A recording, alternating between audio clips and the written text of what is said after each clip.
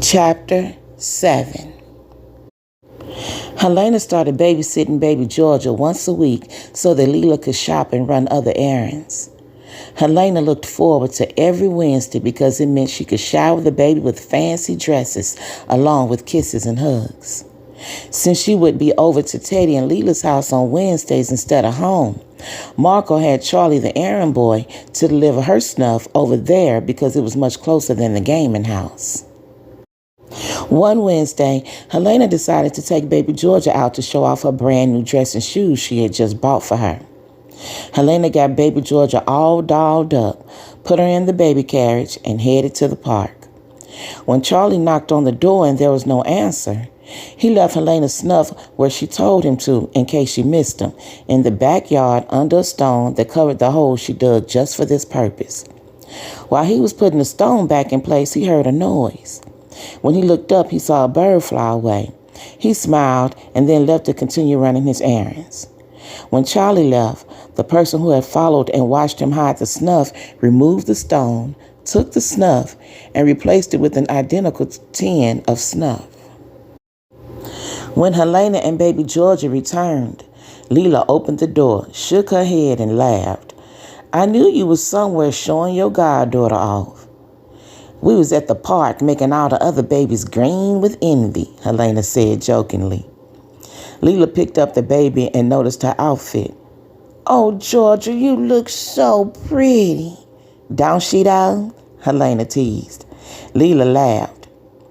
"Your auntie Helena is making you a fashion plate, and ain't no sense in telling her otherwise because she gonna keep shopping for you," Leela said to the baby. "And I know that's right," Helena said, and they both started laughing. "Well, let me get out of here. Me and Marco got plans tonight." "Oh, really? What sort of plans?" Leela asked. "You know, since I had the baby, I have to live vicariously through you now," Leela said. "Well, I really don't know what Marco has planned. He only said to go to his place and get all gussied up to paint the town red," Helena said. "Must be nice," Leela teased. "Yes, it is, girl. Now let me get on out of here. See you next week." "Okay, and I'll call you tomorrow so you can tell me where he took you," Leela replied. Helena left the house and went to the backyard to get the snuff. She had been thinking about it since she left the park. She could not wait to take a bath, dip some snuff, and relax until it was time to get ready for her date with Marco. Marco was at the game house when he saw Charlie. "Hey, Charlie, did you see Helena today?" "Nope. She was gone, so I left it in our secret hiding place," Charlie replied. Marco smiled. "Under a rock in the backyard?" "You got it," Charlie replied, before he ran out the door. Marco finished his business early at the game house and went to get a haircut and a shave. He was really looking forward to taking Helena out on the town. He wished he could be there when Helena walked inside the apartment and saw the roses, chocolates, and the brand new dress, shoes, and matching pocketbook that was laid out on the bed for her. The only reason that Marco planned this special evening was to remind Helena how much he adored her. He went home and saw Helena's pocketbook on the table. "Helena, I'm home," he said. Then he noticed the light on in the bathroom and smiled. He pushed open the bathroom door and saw Helena laid back with her head resting on her arm on the side of the tub. Marco walked over to the tub and kneeled down. "Wake up, baby. It's time to get ready." When he touched Helena, she felt cold. He felt the water in the tub and it was cold as well. He grabbed her by her shoulders and saw brown saliva and blood coming out of her mouth. His eyes searched around the bathroom and spotted the tin can of snuff on top of the sink. "Wake up, baby," he shouted, but her body just slumped over. Marco could not believe what was happening. He pulled Helena by the arms and her body landed on his chest. He held her tight and rocked back and forth, shouting over and over, "Baby, please wake up."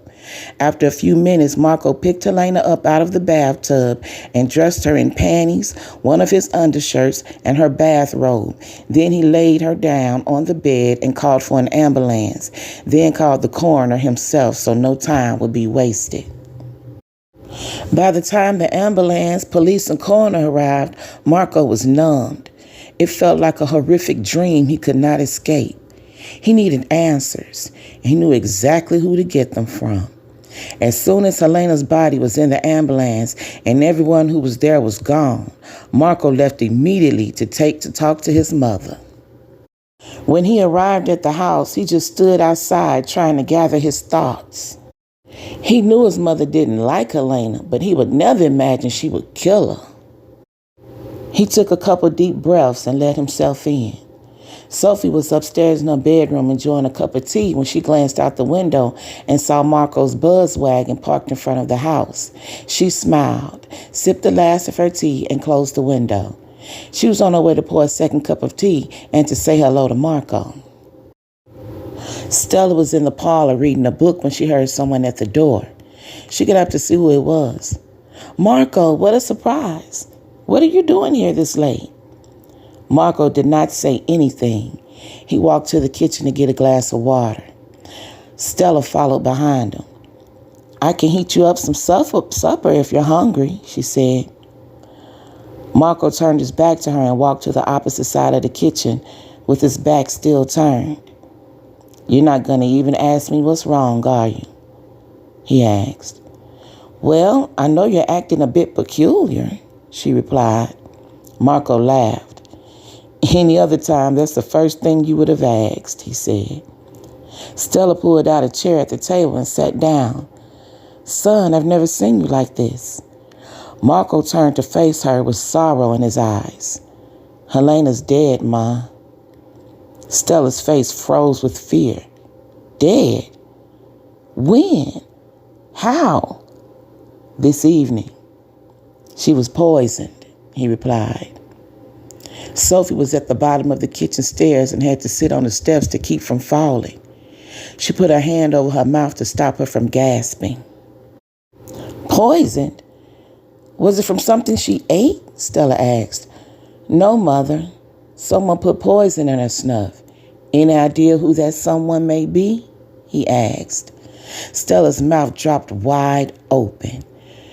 "Now, son, you don't think it was me who killed her?" "Well, let us weigh the odds of it all. You hated Helena because I loved her. You attacked her in this house. You vowed to end our relationship no matter what," he said. "I admit I did not like the idea of you and Helena, but I didn't hate her, and I certainly did not kill her. I would never do that to you, son. You have to believe me," she said. Marco smiled. "Of course you would never hurt me, Ma," he said before removing the revolver from his overcoat pocket.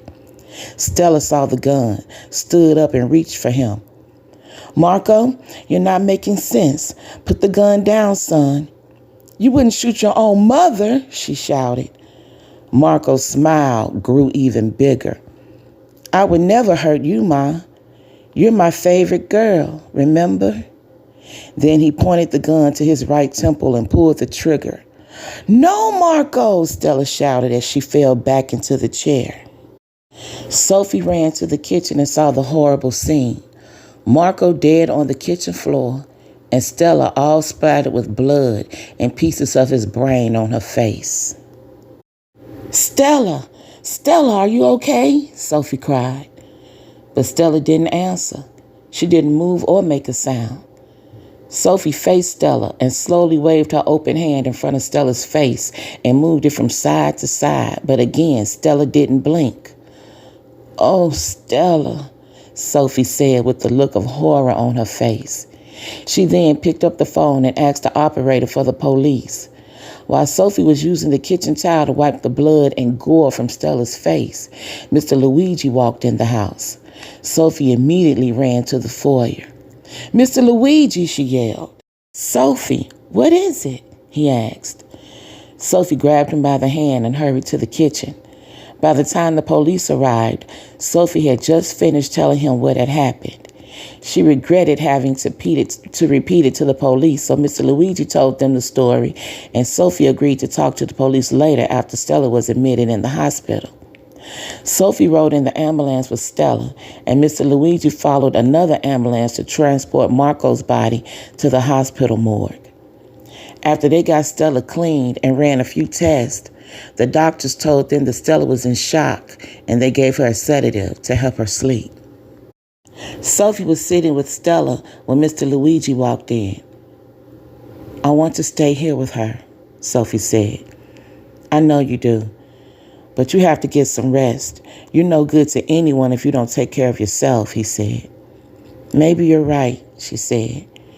"Besides, we have a lot to process and a lot to talk over," he continued. "Someone must pay for what they have done to our family," she said. "And they will, Sophie. I promise," Mr. Luigi assured. The next morning, Mr. Luigi and Sophie discussed everything they knew about the events that happened since Stella moved to town. They went to Stella's room and went through all of her things. Afterwards, they cleaned the kitchen and called the undertaker and Pete. When Pete arrived and was told about Helena and Marco, he shared all that he knew. Mr. Luigi told Pete that he would take care of the cost of Helena's funeral and would supply whatever the family needed. When Pete left Mr. Luigi's house, he felt sick to his stomach. How could he tell the woman he loves her sister is dead? Pete walked inside pearly days. Helen was behind the counter getting things ready for the morning crowd. They would open in 20 minutes. "I heard you leave mighty early this morning.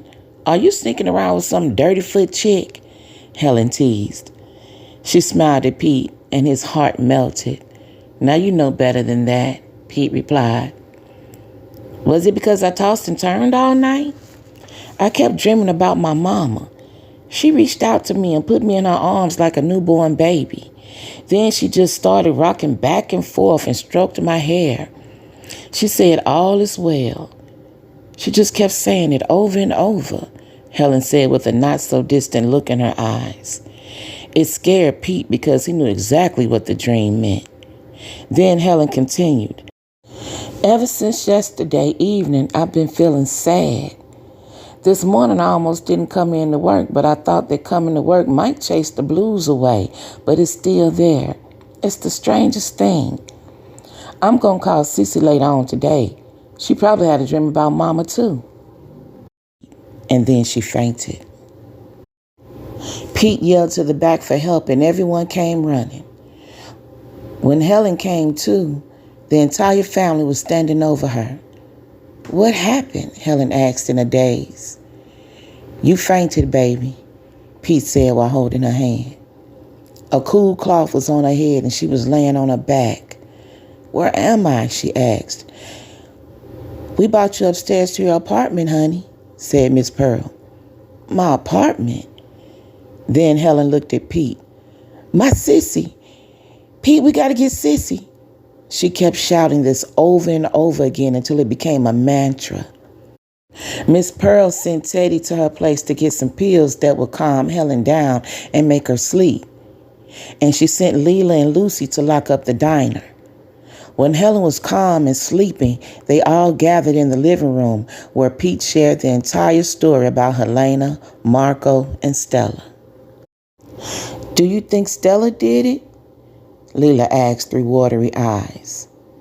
"No, we think it was someone else. Stella wouldn't kill Helena. She loved Marco too much to hurt him like that," Pete replied. "If not Stella, then who?" Miss Lucy asked. "You'll know as soon as I do. Until then, Helen is my main concern. We could lose her too," Pete replied. "He's right. Ain't no sense of playing detective. Mr. Luigi is already on it. He'll figure it out. And it don't matter anyway, because Helena was dead as soon as she started messing around with that white boy, and we all knew it was just a matter of time before something like this was going to happen.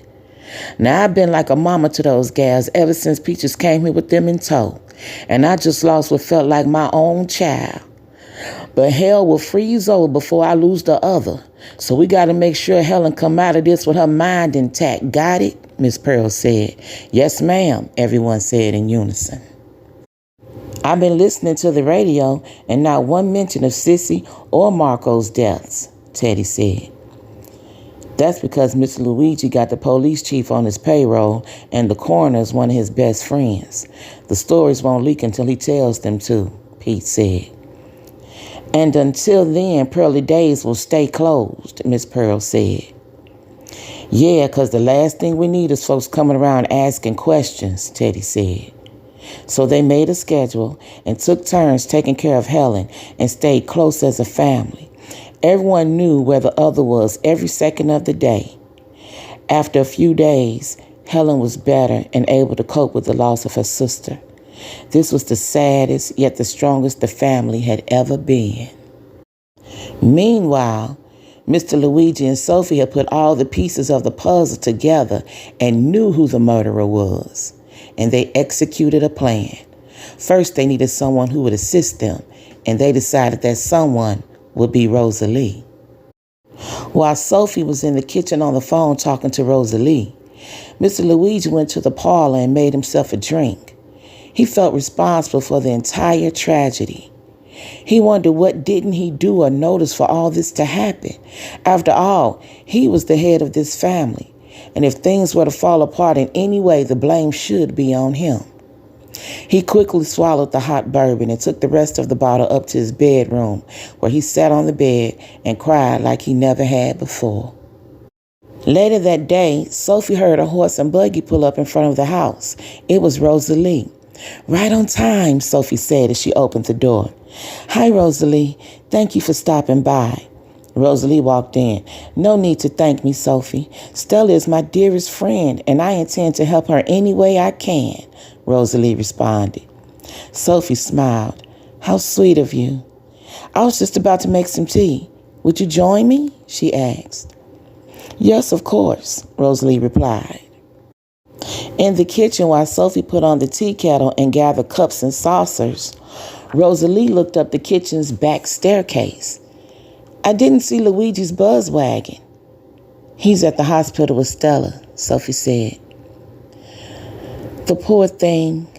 He's going to need a lot of time to heal, and I'm going to be here for him and see that he gets everything he needs to get through this, Rosalie said. But Mr. Luigi was upstairs, and when he heard the whistle of the tea kettle, he began making his way down the back stairs. After all, it's the least I can do to help. All I want is what's best for this family, Rosalie continued. You lying, deceitful bitch, Sophie said. What did you call me? You heard what I said, Sophie replied. Now just hold on, Sophie. I will not be spoken to this way, especially from the help, Rosalie shouted. Sophie laughed. Oh, but I am so much more than that.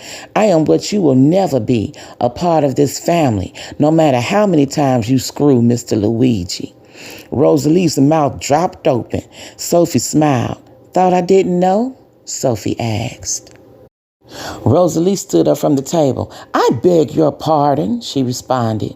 And you're going to beg some more, Sophie replied.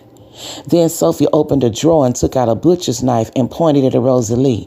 Now sit down, she shouted. Rosalie quickly sat down. You have lost your mind, Rosalie said. No, my mind is quite intact. It's you have lost your mind if you think you're going to get away with killing Marco, Sophie said. Now I know you've gone mad.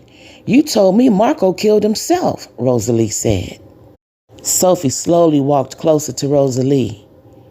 And it was all because of you. You didn't actually pull the trigger.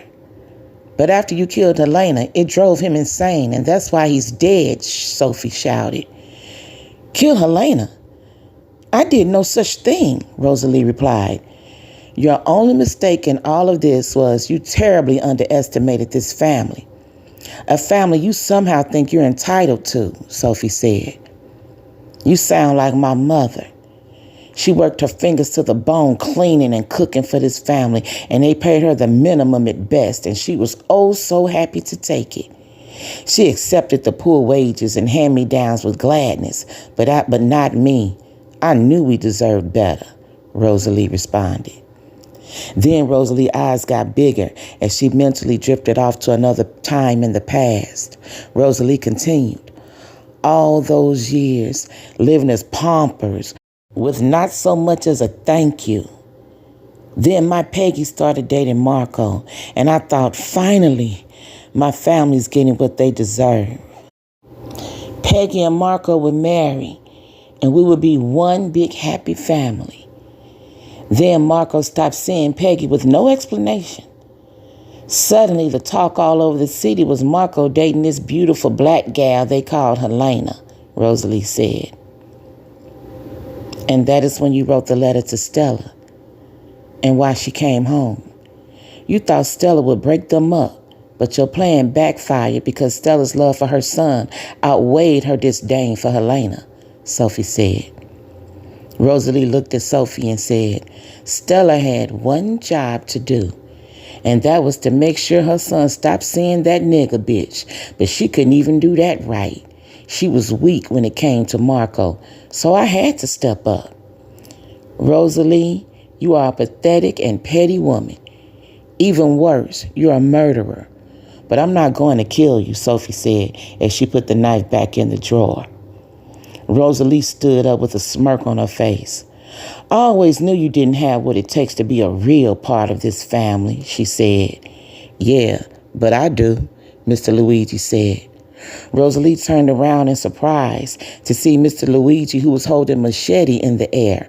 And before Rosalie could utter another word, he brought down the machete with extreme force and decapitated Rosalie, her head rolling on the floor. After taking Rosalie's body to the basement, where they chopped it into pieces and burned it in the furnace, Sophie and Mr. Luigi calmly cleaned the kitchen, sat in the parlor, and had a lovely cup of tea.